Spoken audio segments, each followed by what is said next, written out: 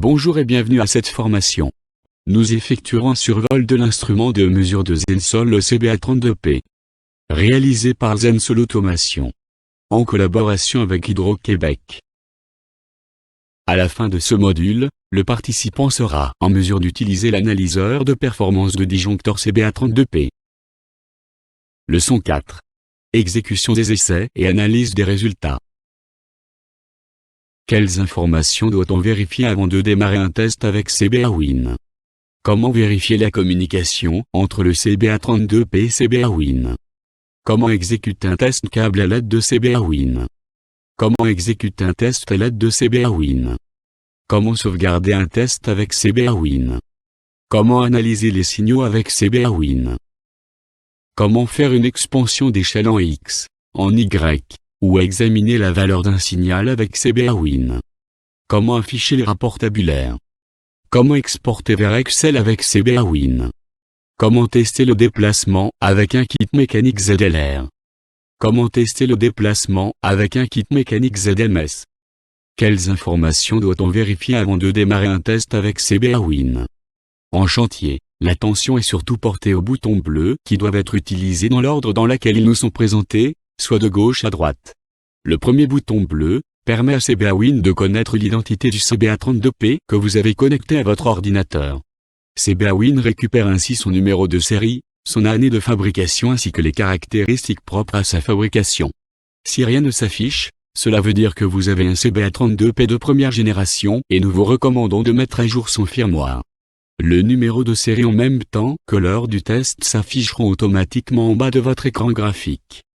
Par exemple, cette information vous permettra de savoir que le même disjoncteur a été testé avec deux CBA32P différents. Le retraçage exigé par la norme ISO 9001 devient alors beaucoup plus facile à appliquer. En cliquant sur le bouton Démarrer, vérifiez que les informations du CBA32P s'insèrent bien dans les cases. La section de notes vous donne certaines informations pertinentes sur votre CBA32P, par exemple si le plan de test est compatible avec l'instrument ou si l'instrument a bien la gamme 0, 1 ampère. La gamme 1 ampère est intéressante à avoir dans son CBA32P, surtout pour les nouveaux disjoncteurs qui tirent très peu de courant de bobine de fermeture ou d'ouverture. Il faut surtout vérifier qu'il n'y a pas d'avertissement d'incompatibilité. Dans cet exemple, on sait que le plan d'essai est compatible avec le CBA32P utilisé, qu'il a la gamme 0, 1 ampère et que les entrées optiques 89, 90 et 91 sont actives.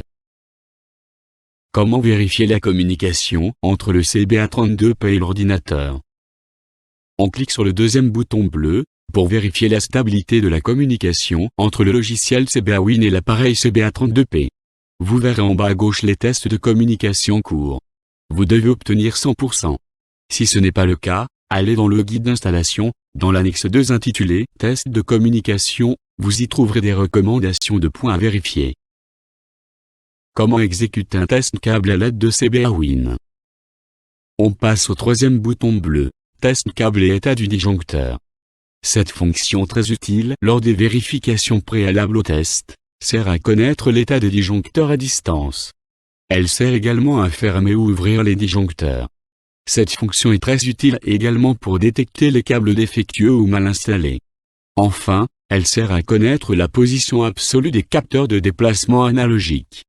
On clique sur « Rafraîchir ». La partie gauche vous indique l'état des câbles et des contacts. Si c'est vert, c'est ouvert. Si c'est rouge, c'est fermé. Si c'est gris, le signal n'a pas été activé dans le plan d'essai. La section du milieu vérifie les entrées analogiques et les capteurs résistifs connectés. Si c'est blanc, l'entrée est active. Si c'est gris, elle est inactive. Idéalement, les capteurs résistifs devraient se situer autour de 50%, pour éviter qu'ils ne tombent à zéro. Dans ce cas-ci, les entrées analogiques sont grises, elles ne sont pas activées. La section de droite concerne l'état des encodeurs optiques. Ici aussi, blanc l'entrée est active, gris c'est inactif. Dans cet exemple, seules les 3 premières entrées encodeurs optiques sont actives. Si, par exemple, vous voulez faire un test de fermeture, mais que vos contacts sont en rouge, cela veut dire qu'ils sont déjà fermés. Vous devez donc les ouvrir avant de lancer votre test de fermeture. Vous pouvez le faire en cliquant sur le bouton « Ouverture ». Le logiciel enverra un ordre d'ouverture sans prendre les mesures. Après avoir cliqué sur « Rafraîchir », les contacts devraient normalement apparaître en vert sur cette fenêtre. Dans un cas où l'état des contacts est anormal, vérifiez que les pinces soient bien installées sur les contacts et que ceux-ci soient propres, pour garantir une bonne adhérence. Si cela persiste, changez le câble d'entrée et voir si la couleur change de canal. Si tel est le cas, il se peut que votre câble ait un problème. Comment exécuter un test à l'aide de CBAwin? Une fois que tout est correct, on clique sur l'icône de l'homme bleu qui court pour exécuter le test. Un message vous demandera si vous voulez vraiment lancer le test. Cliquez sur « Oui » si c'est le cas. Pour passer au test suivant, cliquez sur la flèche bleue. Puis, à nouveau sur l'homme qui court pour lancer le test suivant. Et ainsi de suite. Comment sauvegarder un test avec CBAwin? Une fois la séquence de test réalisée, il faut sauvegarder votre travail. Cliquez sur l'icône de la disquette. Dans une situation où vous voyez quelque chose de spécial sur les courbes, enregistrez. Vous pourrez transférer vos données à votre support technique et comprendra mieux la situation et saura comment vous aider. Comment analyser les signaux avec CBAwin? Voici un exemple de données sur le fichier KSO.WDT qui se trouve dans le répertoire exemple de CBAwin.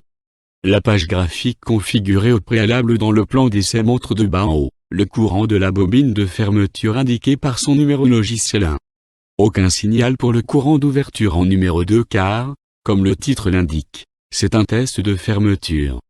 Ensuite, la course du déplacement sous le numéro 3, puis la vitesse signal virtuelle indiquée par son numéro logiciel 9, tel que vu précédemment.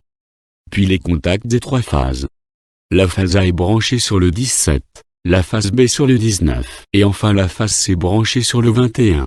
Il faut remarquer ici que l'utilisateur a utilisé 3 câbles contacts séparés, et dans chaque câble, il a utilisé seulement la pince jaune. Les calculs relatifs aux différents signaux se trouvent sur la droite. Comment faire une expansion d'échelle en X, en Y, ou examiner la valeur d'un signal avec CBAwin? Tel que mentionné précédemment, on utilise les boutons rouges pour analyser les différents signaux. Pour zoomer sur les courbes, utilisez expansion d'échelle horizontale et verticale. Pour zoomer sur les calculs à droite, utilisez l'icône de la loupe. Cette diapositive montre la course d'un signal de déplacement d'un disjoncteur KSO, amplifié en X et en Y. Par test, vous avez la possibilité d'avoir jusqu'à 10 présentations graphiques différentes. CBAwin les appelle des pages. Pour passer d'une page à l'autre, donc d'une présentation graphique à l'autre, utilisez les flèches rouges. Cela est très utile notamment pour les disjoncteurs 24 contacts dans le 735 kV, afin de faciliter l'analyse des phases. Par exemple, dans les plans normalisés Hydro-Québec, la page 1 montre tous les signaux, la page 2 la phase A, la page 3 la phase B, la page 4 la phase C, la page 5 les déplacements, la page 6 les vitesses. L'intérêt de ces plans d'essai universels, c'est que les pages sont déjà préconfigurées dans les plans d'essai, donnant ainsi à l'opérateur la présentation graphique idéale. Comment afficher les rapports tabulaires? Pour exporter en rapport tabulaire, cliquez sur l'icône avec le grand T. Comment exporter vers Excel avec CBAwin? Après avoir sauvegardé vos données en fichier .wdt, vous pouvez les exporter en format Excel. Il suffit de cliquer sur le grand X rouge et vous les verrez apparaître dans un tableau Excel. Comment tester le déplacement avec un kit mécanique ZLR? Le kit ZLR permet de vérifier le déplacement des contacts pour un mécanisme linéaire. C'est un kit commercialisé par Zensol. Il est utilisé avec un capteur rotatif, soit analogique, soit encodeur optique, selon le plan de test choisi. Il est très utile lorsque la place est limitée pour les grands capteurs résistifs linéaires du kit ZLB. Le kit ZLR est fixé par des pinces.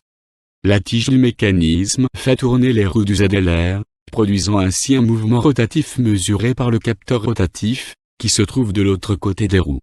Voici un exemple obtenu sur un contact de la phase B d'un disjoncteur GL315. Pour voir la vitesse associée au déplacement, allez sur la page ci grâce aux flèches rouges. On voit en haut la vitesse, ensuite la courbe de déplacement, puis le temps de fermeture du contact. Comment tester le déplacement avec un kit mécanique ZMS? Pour un mécanisme rotatif, le kit ZMS de Zensol est très flexible et peut s'adapter à de nombreuses situations. On fixe la pince sur le disjoncteur, on vise le bras noir qui amène le capteur rotatif en axe avec le mécanisme du disjoncteur. Le kit ZMS est un kit universel qui comprend divers boulons qui s'adaptent à plusieurs disjoncteurs, tels que les HPL par exemple.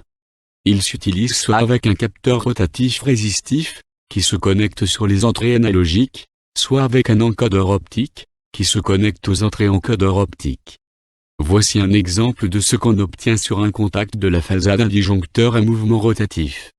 Pour voir toutes les mesures liées au contact 1, ainsi que sa vitesse, allez sur la page 5 grâce aux flèches rouges. On voit en haut la vitesse, ensuite la courbe de déplacement, puis le temps de fermeture du contact 1. Question, leçon 4. Comment vérifier facilement qu'un câble n'est pas défectueux à l'aide de CB Awin? A. Le bonhomme bleu. B. Le test lien. C. Le test câble.